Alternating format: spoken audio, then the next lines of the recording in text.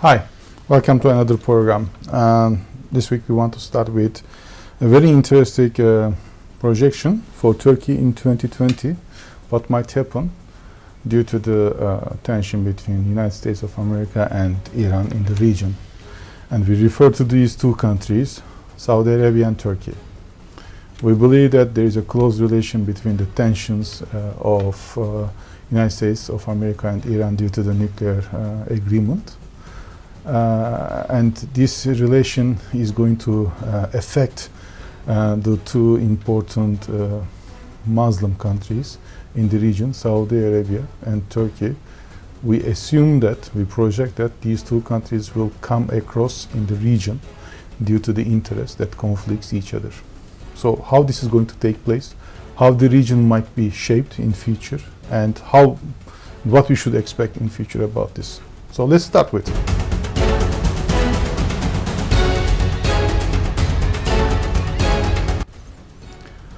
Now, we believe that in 2020, the tension between the Iran and US will increase. As you know, there is now impeachment incident or issue in US taking place, and this is a domestic event. This has been now approved by the House, but now it will be sent to Senate, and the Senate is going to decide whether Trump should be or the presidency should be terminated or not. Now, this is going to, as I said, this is a domestic issue. However, what we see as an analysis of ours within the House is that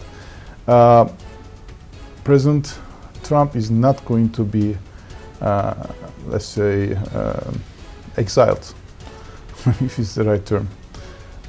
We believe that the Senate is going to reject this petition due to the reason that the majority of the Senate is held by the Republicans, which means that his candidate for the presidency within the Republican Party for 2020 November will continue, and we still believe that due to his achievement, especially in the economy. Why I'm saying this? Because if you look at the latest 20-30 years of American unemployment rate, they have the lowest since 80s, I would say, Ronald Reagan time era. And this is a very important achievement, regardless his character to the other, I will say, countries even, and to his political rival within the United States. Therefore, we believe that he's going to continue with his candidacy, and if he will be elected also within the Republican Party as a candidate for presidency, we strongly believe that his possibility or probability of being elected or re-elected again in 2020 November is very high compared to any candidate from the Democrats. Having this now put aside, let's look at the Iran. Iran is also facing an election within the first quarter of 2020. However, there is one important aspect we shouldn't be missing. You remember in November and October there were unrest in Iran due to the fuel price hike, and also there was a they put a lot of or the price of the food has been increased incredibly. That pushed the people to unrest, and the unrest has been put down by the government strongly, harshly. The internet has been cut. We couldn't be able to hear what's going on within Iran, but we know that there were unrest still in some part of Iran. It goes on, and due to that, also some people are arrested. We know that some of them are also being shot or killed during these protests. This shows one important thing. Either you might be a little bit, I will say, more calmer, or the elites who have the pigeon views against US, with the strong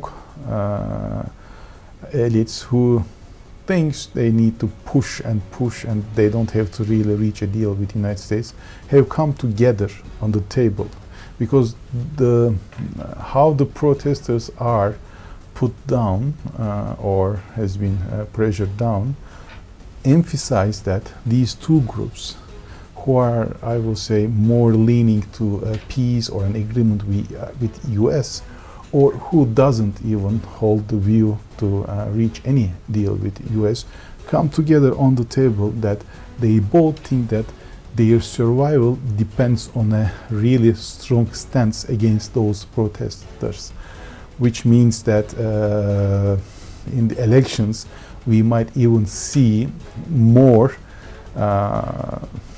majority will be leaned to the elites who think a strong stance is required against US. Even our also research emphasized that the surveys or the election surveys in Iran already indicates that the strong viewers will hold the majority in Iran. Once these are the most probable case, and we believe these two cases will take place, we do not see any agreement or any tensions will be eased or the tensions will be really released. So, which means that we will see more economic sanctions against Iran, even stronger and harsher ones, and against that, Iran is going to resist. So, what are the relations between these tensions, between the US and the Iran, versus to Saudi Arabia and Turkey? That's really, or it might sound interesting, but we have seen by the end of, or the fourth and the third quarter, starting with the third quarter of 2019, that once the economic pressure starts taking place on Iran, especially during the protests, we see that Iran ability or capability to reserve more assistance to the proxy groups in starting from Lebanon, Syria to Iraq have been reduced, and which we can understand this easily. Why? Because they have to put more aid to the country, so which means that those resources should be reduced. So once this is taking place, it means there is a power vacuum which will be in the region. So there are two important, I will say, Muslim countries in the region who might be interested to fill this, I will say, vacuum. First of the is, let's start with Saudi Arabia. Saudi Arabia has an interest to fill this vacuum because they want to be the leader of the Muslim country, so they can show themselves as a leader. In order to do that, they need two things. First, money. Second, military ability. Now, starting with money resource, there is no I would say question mark about the money that they can really reserve. I will only argue that if they can use it efficiently or not. But this is not going to solve anything else unless they have a strong military ability.